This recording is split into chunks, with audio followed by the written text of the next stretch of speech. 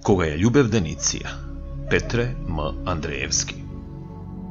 Кога ја љубев Дениција, како да калемев светлина во мракот, како да топев снегови фатени во движење, како да станував единствен сведок за бакнежот меѓу металот и громот.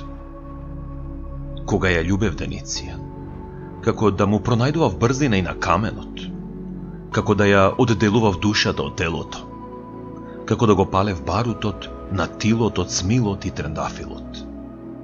Кога ја љубев Дениција, како да внесував летен воздух во воздухот зимен, како да ги откривав сите рудници на злато, како да добивав телефонска врска со сонот од сите успани работници.